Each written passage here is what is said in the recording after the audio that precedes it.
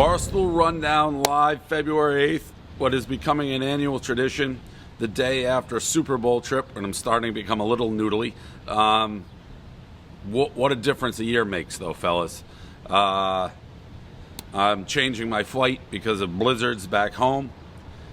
A really disgusting game last night all the way around. The Broncos won. Dan, congratulations. They got a great defense. At one point, you said they had a great defense, and then at one point, you said the Steelers had a great defense. Then at one point, you said the Jaguars were the team to watch. But at one point, you did say the Broncos, everyone should be worried about their defense. So kudos to you. Lots of things to talk about. You guys can take it any angle you want. You have Cam Newton, obviously did not play well under heavy duress the whole game.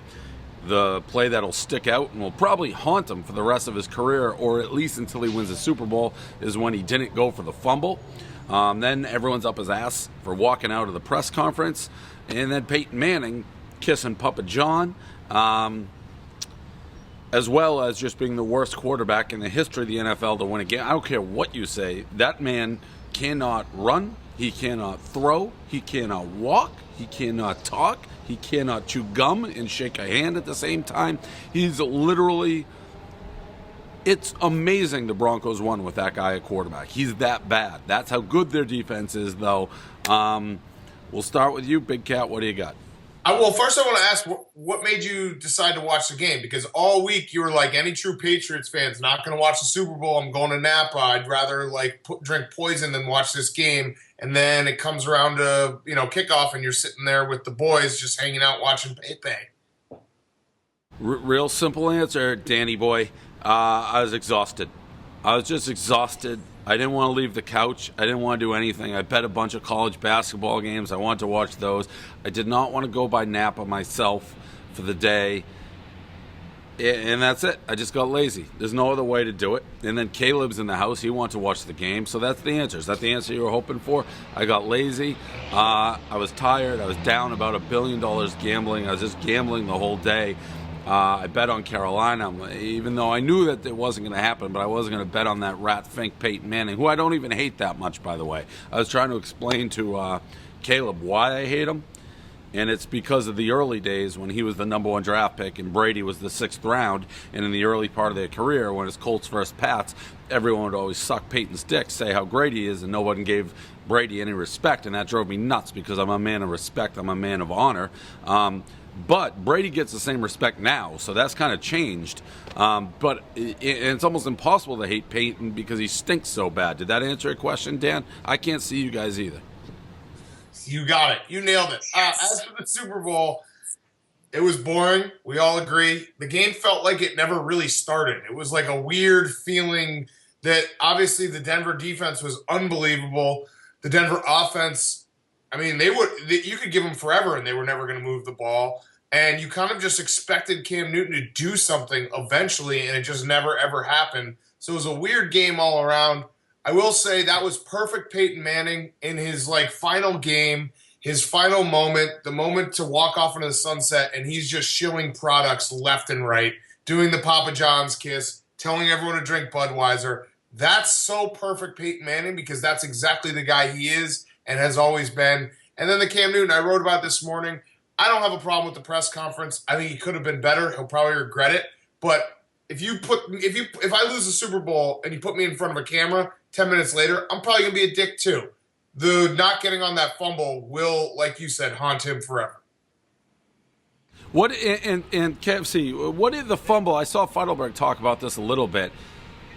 I agree it's not a conscious decision, but it is a decision that may be worse that it's not a conscious decision, that he didn't want to get hurt. He didn't dive in there because his arms, and to me, that may almost be worse than it being a conscious decision. KFC? Yeah, I don't think he thought to himself, I'm not going in that pile because I'm going to get hurt. I just think he froze up in a big moment.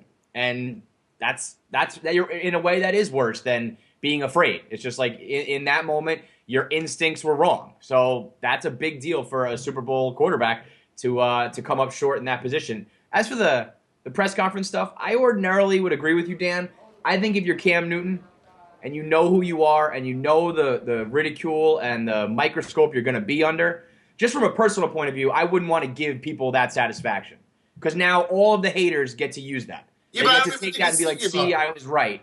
And I just wouldn't want to give them that ammo. If you don't really give a fuck, that's fine. But that's those are the same things to me because you're saying he didn't make a conscious decision to like not jump on that ball. I don't think he made a conscious decision to like not give people ammo or not. It was just an emotional moment that he handled incorrectly. I was gonna say, I think in both cases, his emotional reaction, unfortunately for him, were wrong. Right, but it was just instinct. I don't think anything was really thought out one way or the other. But I also say this: the Panthers' offense, their wide receivers, they've sucked all year, and they sucked last night. I mean, they got away with some really shitty wide receivers all year, and they dropped a couple big balls that they could have had. And I do feel bad for our guy G-Reg, just because I don't want there to be a cast and couch curse or anything like that. So I felt bad for him. I'm going to wait a couple days before I hit him up on text. I think that's the right way to play it. I will say I agree with you, Dan, but Trey Boston, not his best game either, so he may have gotten a little bit of the cast and couch curse.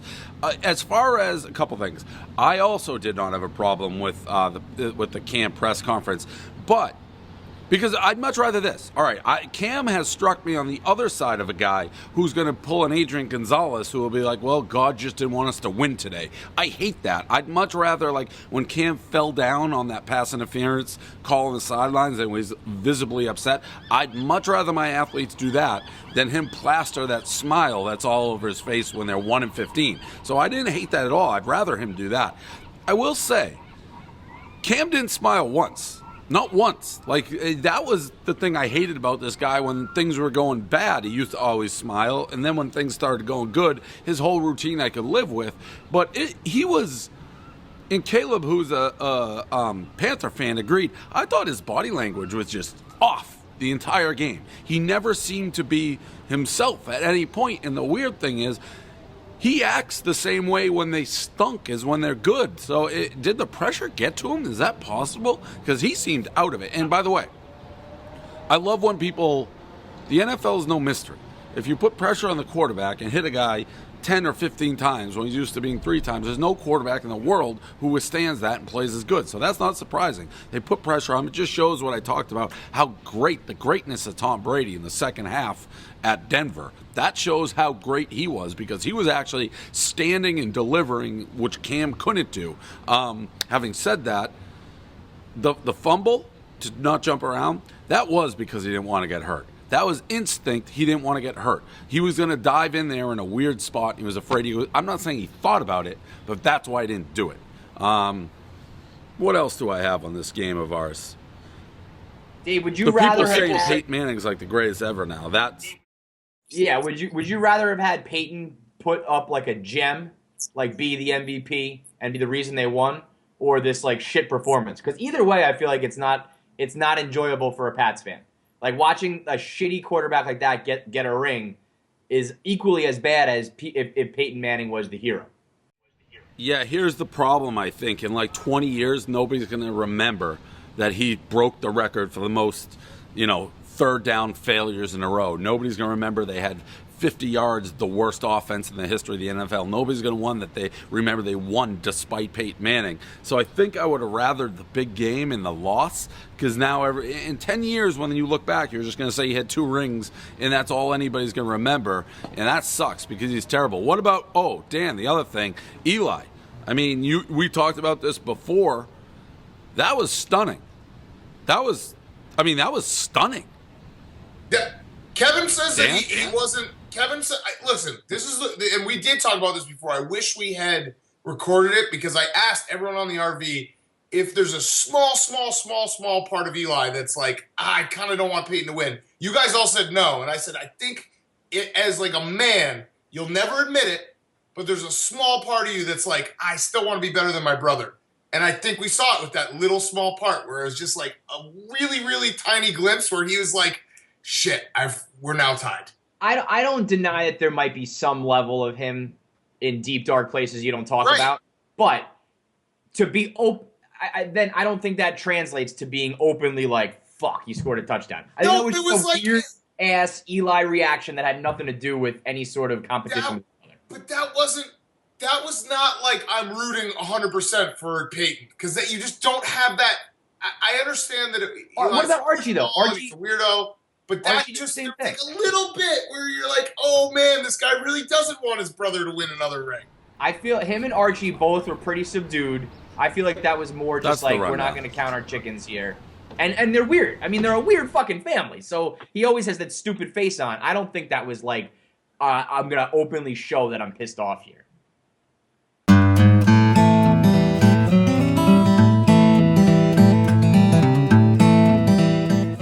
All right, it's the rundown part 2 of Super Bowl Monday. Dave's internet cut out, and so we're running it back here with Feitelberg. You heard the first 8 or 10 minutes of the worst rundown in the history of Barstool, so we're just going to try to piece together some more Super Bowl talk. When we cut out, we were talking about Eli Manning and whether or not in deep, dark places he was actually rooting against Peyton. I say that he wasn't, and that reaction was just Peyton, just Eli being a weirdo. John, your thoughts? I totally agree with you. I mean, I don't understand the world in which he wouldn't be happy for his brother. He's an idiot. He's a weirdo. He probably didn't even know they scored a touchdown there because he was just like in his own Eli world. But I mean, just put yourself in those shoes. Like, if your brother equaled you in anything, could you actually be mad about it? No. That's the way I think. I put myself in that position and I said, if it was my brother, I would be happy. But I can also see a scenario where competitive brothers are like, I don't want my older brother to have that edge on me again.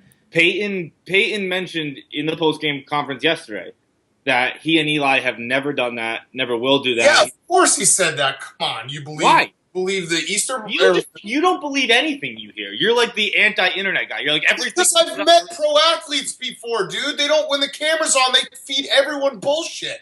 It's all bullshit. I'm not saying that Eli, and I said this before you came on. I'm not saying Eli is like actually rooting for the Panthers. All I'm saying is deep down, he probably doesn't even vocalize it. He probably doesn't even say it in his own brain. There's a small part of him that knows that Peyton last night winning his second Super Bowl, he's back to Peyton's little brother. Because up until that point, it was Peyton and Eli, but Eli's got 2. I'm not saying that he's openly rooting against him. And if you think that like Peyton and Eli actually like fight out loud and they don't root for each other to their face, of course they root for each other to their face. But you can't. It's just like a natural instinct. You want to obviously beat your brother there. Eli's always been Peyton's little brother. That little quip like, oh, Eli's got 2 is just like a kind of a joking comeback. Eli has always been Peyton's little brother.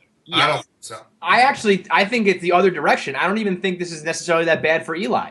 I think Eli still has an edge in the fact that he beat the Patriots, including like the greatest team of all time. It's 2-0. 2-0 and 2 Super Bowl MVPs, whereas Peyton didn't play well in really either of them, certainly not last night. But I don't even think this hurts Eli's reputation. But Dave is right, and anyone who's like, oh, Peyton was the worst quarterback of all time to win the Super Bowl, in 5-10 years it won't matter. Everyone's just going to be like, he's got 2 rings. They won't remember like how bad he was this season. It just won't. People don't remember Dilfer. People, I mean, and he's worse than Dilfer. No, but that's because that was Trent Dilfer. That's like his whole career, that it was like a joke that he was in the Super Bowl. Peyton Manning was, at one point, the greatest quarterback. People don't really remember that Brady's first Super Bowls weren't that great. It's still that he's got the rings. Yeah, they just remember the fourth quarter drive. I mean, yeah, he was a game manager early in his career, 100%. So Mr. Game Manager rides off into the sunset, drinking Budweiser, kissing Papa John, in what I honestly think was probably the most shameless publicity stunt, promotional shit of all time. I don't have a problem with it, though, because it's so over the top and it's so in your face and blatant that I think I almost have to respect it. You had Cam crying in the post-game while Peyton's drinking his Budweiser. Dan, you cool with Peyton being this walking billboard or what? Like I said, that's just Peyton. Like, I would actually be shocked if he didn't do this kind of stuff. He's always been this guy. He's always been the million commercials guy and selling stupid, goofy products and being in your face all the time. So I'm like shocked that he didn't also plug Nationwide in front of us. Like, he should have. He should have done the hum. He should have done the. Like, yeah, I'm shocked he didn't throw on one of those like NASCAR hats with 10 different slogans on it, like Nationwide and Budweiser and Chicken Parm and all that shit.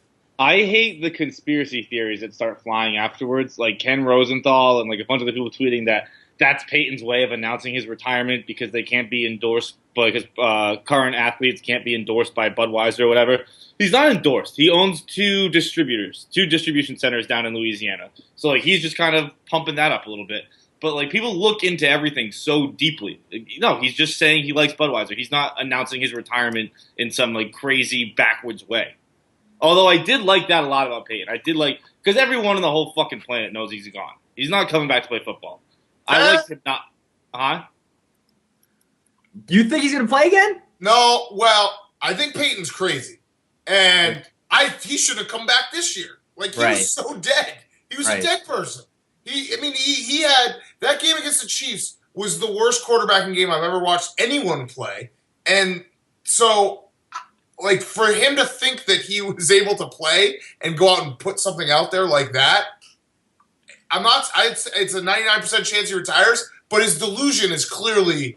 But he's got the ring now. That's the difference. Yeah, I know, but he's just chasing. Like, dude, if the fucking Texans call him up, like, he's delusional. He should not. He should have retired a couple of years ago. I mean, his dad said it last night. His dad said he's done with the Broncos, right? No, his dad said he's done with Dallas, which didn't really make sense. And then he was kind of like, no, because they asked if Dallas calls him, which is a weird question. I'm just saying, it's like Brett Favre, dude. Once these guys get a few weeks away and their body starts to feel okay again, and there'll be a small part of Peyton where he'll think about it. Peyton's body's never going to feel okay again. He said earlier this week that he needs hip surgery. Yeah. Hip surgery. The riding off into the sunset with a ring and all your money and never having to like put your body through that again. Well, I agree. Has to be the greatest feeling in the world. He's the dumbest athlete ever if he comes back. Guys, I totally agree that Peyton Manning is going to retire. I'm just saying, if you don't think there'll be a small part of him in a couple weeks be like, pay, oh man, like going out there and throwing around with Archie and being like, whoa, I got a little zing on this. The dude fucking got like a new neck and still played football. The people were like, if you get hit in the wrong way, you're going to be paralyzed for life. And he kept on playing football. But that's not the argument I'm making. That little part of him is going to be there forever, but he's retiring. Yeah, but you said 100%. I said there's like a 1% chance that like you could talk Peyton into it. While we're on the topic of retirement, awesome job by Marshawn. One of the best retirement announcements ever. Pulls an A-Rod in the middle of the Super Bowl. That was a nice touch. It's a testament to Marshawn that everyone loved it too. Yeah. Like A-Rod, people went nuts. Oh, he thinks he's bigger than the game. Well, he's trying to upstage the big moment. Everyone with Marshawn was like, that's sweet. Didn't A-Rod do it like on the telecast though? No. Ken Rosenthal announced it like during the broadcast. On the telecast. Yeah. That was the difference. It wasn't like A-Rod. That was planned by A-Rod. A-Rod. But A-Rod didn't announce it. What? A-Rod didn't announce it on the telecast. No, but his people were like, hey, let's get Ken Rosenthal to announce this like on the broadcast. Marshawn, like, I don't even think he can. I mean, the tweet before was talking about drinking Old English 40s. Like, that was... Gotta love him. And that's why people liked it. He probably wasn't even watching the Super Bowl. Halftime show. Of, like, the thing before, this just reminded me about Peyton. Did you see in the pregame when they asked him about his legacy and he started crying? I mean, that means you're retiring. John, I know he's going to retire. You said that it's 100%. I said there's a 1% chance that Peyton's going to wake up in a couple weeks and be like, oh, man, like, the old sheriff still got it. The guy's fucking crazy. He's crazy. He should have come back this year. He's insane. The fact that he played this year means that he has no sense of reality on his own abilities anymore. That was the worst performance. We watched him like barely get through the Super Bowl with the best defense in a long, long time. So he clearly like thinks that he can still play somehow. Let's do this halftime show. I feel like people are kind of torn on it. I thought Coldplay was horrendous and had no business being jammed in there between two of the other like most electrifying entertainers on the planet. I thought Beyonce and Bruno were good, and then it was just like this awkward third wheel Chris Martin trying to jam himself in there. Fights, I feel like you were a big critic of this, the halftime show. I hated it. I never really had a strong feeling on Coldplay one way or the other. Their songs were all like, they're kind of like elevator music. They're just like boring like anthems. But which I guess is the opposite of elevator music, but whatever. But yeah, once Bruno started dancing, it was electric. Beyonce was dope. That new song is a thumper. That new song's really, really fucking good. Which one was new? Beyonce, Formation. Because Bruno has been playing that other song. Oh, that song. That's what I was going to say. Like, pissed me off. But I respect that because it's just like give the people what they want. Play Oh, the hits. But I feel like he's done that like 4 Super Bowls in a row. I feel like Bruno Mar's been in the Super Bowl 3 years in a row. I was waiting for Pharrell to come out and start doing Happy. I was like, dude, we've heard this song a billion times. I'll say this, like, not to be a hot take guy, but fuck the NFL for parading this like little British Twinkie out there in his flowers sunsuit telling us all to love each other. Get the fuck out of here, man. This is my holiday. This is America's holiday, and you throw that shit in my face? Like, I was actually offended. My mom, who's like the most liberal lady in the whole world, I asked her, I said, what do you think about that halftime show? She went, way too gay.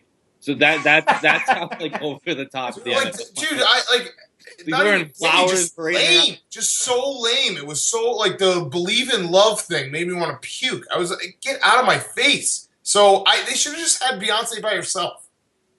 She killed it. What was I gonna say? You can't have Coldplay. Rich Eisen said that the drummer of Coldplay was asking him about Johnny Football and if that was his real last name last night. Yeah. You fucking can't play the Super Bowl if that's like what your knowledge is of the sport of football. You're just not allowed on stage. If you're gonna wear fucking flower jeans in 2016 and believe in love, that was the worst. Just let black people do it. It's like football. It's like football. You know Bruno and Beyonce hated it. You know they were like, fine, we'll just deal with you and you're welcome for like carrying you through this performance. It's like sports. Like black people are just better at it than us. Let's let them do it. We'll watch it and be more entertained.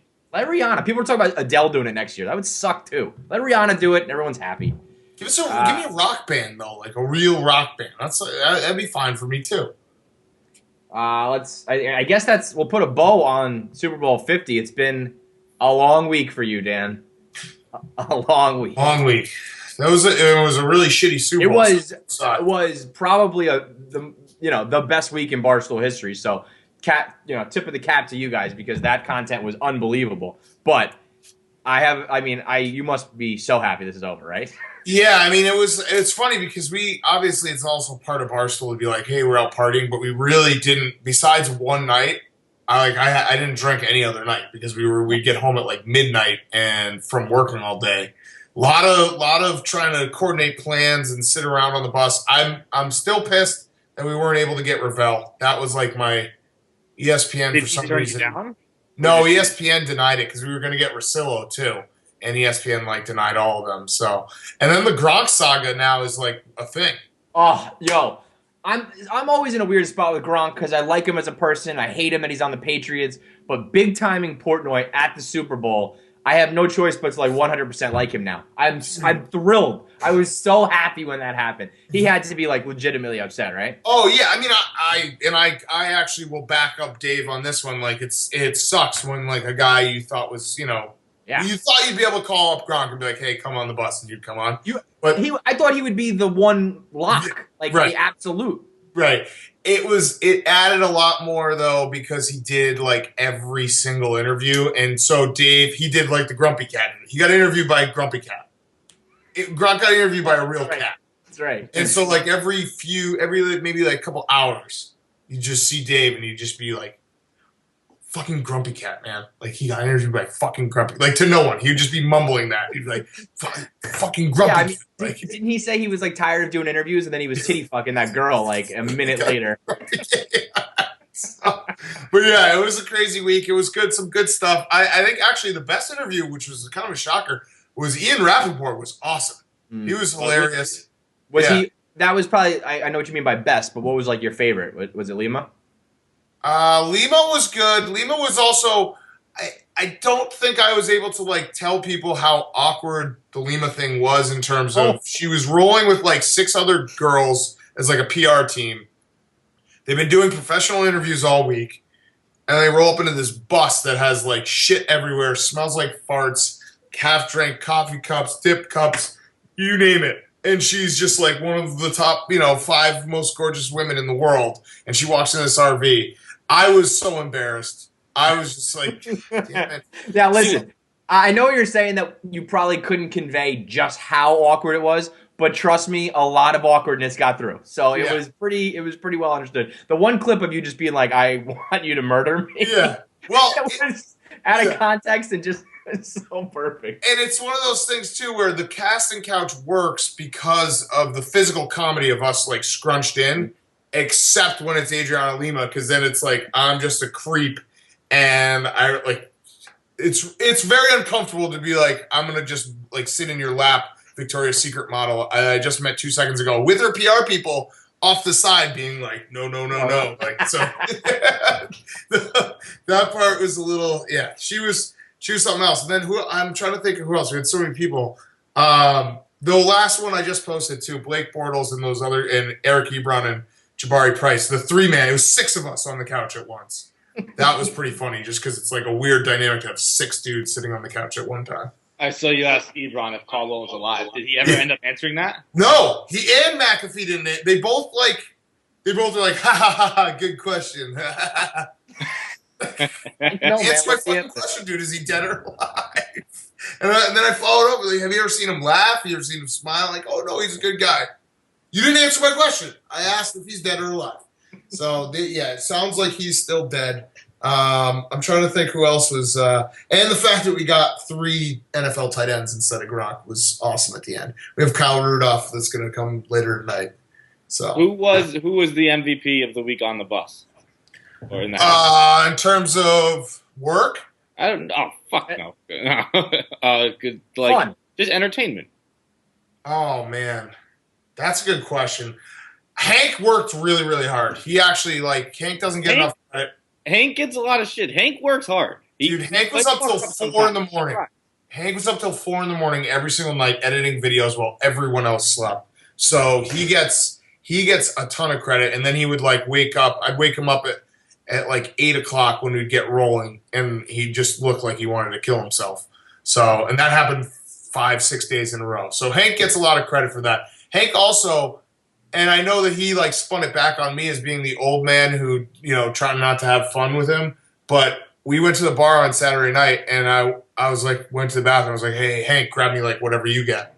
And he came back with 4 Irish car bombs. And I was just like, what? I meant a Bud Light, dude. Starting the night off with an Irish car bomb is quite the event. So that's not a drink you just grab someone. Oh, by the way, I'm thrilled that Gaz missed Adriana Lima, because that's just poetry in motion. How about Gaz sending the emoji with that? That talk. Did you see that when Dave tweeted a picture of him and Adriana Lima on the bus, and Gaz replied with a picture of him stuck in traffic with an emoji with a gun to its head, and he used the emoji with a full head of blonde hair. What? Who the fuck does he think he's fooling with that? I'll put it out there in emoji. Everyone will think I have hair. What the fuck? Are you nuts, Gaz? You use the baby head or the old man ball head. That's your emoji. Oh yeah, Gaz. I don't think took his beanie off once the entire week. It was awesome. What was the weather like? Because it looked like he was at Killington this entire week. It was actually really warm. Yeah. So, and then every time he made fun of me for being fat, I was like, dude, I could stop eating tomorrow. You can't grow hair. I get it would be hard, but I could get skinny again. That actually is a possibility. Bald guys can't do shit. So don't in the spectrum. It's that's like when Dave makes fun of Dave. I don't know if you saw, but Dave, he did it again with Abigail Rashford. Whenever a hot girl comes on the bus, he just tells them that I'm fat, and I'm just because he's 5'8", right? He's 5'8", and all these girls are like, my dream guy is over 6 feet. And Dave goes you can be a millionaire, but you're 5'8", bro. So can't change that. I'll eat a tapeworm tomorrow and get skinny. You'll still be 5'8". All right, that's it for Super Bowl 50. Well done, Big Cat. Good Worst job. Worst Super Bowl in a long time. Yeah. Oh yeah, it was horrible. Horrible. But that's what it was. That's what it was. It was everyone was talking about Denver's defense, and that's what got the job done. So I like good defense, and I think Rear Admiral kind of defended that last night, where it's people only care about offense. It wasn't just it wasn't good defense though. It was sloppy. bad offense. Yeah. It's because Peyton, the defense was fun to watch what Denver was doing to the Carolina. On the flip side, Carolina's defense was playing okay, but Peyton was just so bad it wasn't fun to watch. And even Carolina's offense had just so many turnovers. and drop balls. Like Drop the wide balls, yeah, receivers who like wide actually receivers. played well all season, even though they shouldn't have, like turned back into those wide receivers. John, let's end it with this question. Does it sort of hurt knowing that the Patriots probably would have beaten the Panthers? I mean, looking at how the Panthers played. It definitely sort of hurts, but like I've already gone through my stages of depression, so like it's tough to go back to them. I've already like come to terms with the Patriots loss. So yeah, last night was a little bit more pain, but it's not that big anymore because I've already come around. It's been 2 weeks. I've had time to kind of decompress, accept that we lost, to bring it back up. It sucks. Pats stink. The Pats Stink. By the way, Brady getting mercilessly booed was wild. That, Awesome, just, but wild. That was pretty funny. I just thought that Kevin, that just made me think of another funny story. We were at a party on Friday night, and we were talking to this girl, and she was like, I don't know how it came up, but she was from New Jersey, and she said, "You got to me and Dave both standing there. She's like, you guys don't even understand what it's like to be a Mets Jets fan." And Dave and I just spat out. We're like, actually, we're the two people in the world who understand better than anyone who's not a Mets Jets fan what it's like. Like, we see this fucking miserable piece of shit every day crying about it. We know exactly what it's like. You got a pretty good feeling for it. Yeah, don't worry. Yeah, if you're not a Mets Jets fan, it's Dave and I as the next two guys who understand it best. And then Dave started singing Rise, Patriots Rise. And the party just like stopped. Oh my God. What an asshole. God, I hate him so much. I'm taking like at least, I obviously work from home today. I'm going like at least 2 more days from home because I just can't be in the office with him while he's being like, while he's doing like, it would be better with the Patriots, so much content, Super Bowl week, I crossed Super Bowl week, I was the MVP. I like can't be. I actually haven't even watched a video since like, I don't know, Olsen maybe? Just because like I've had my fill of Dave. Yeah, you hit your Dave quota and you're done. And I like that was my vacation last week, just not having. Yeah, I loved it. People were like, "Oh man, are you upset you're not in San Francisco?" I was like, "This is a vacation away from Dave. This is the best week of my life." I think Louis C.K. has like a bit about that where he's talking about how his vacation as a father is when he puts his kids in the car and shuts their door, and then walking around to his door. That's his vacation.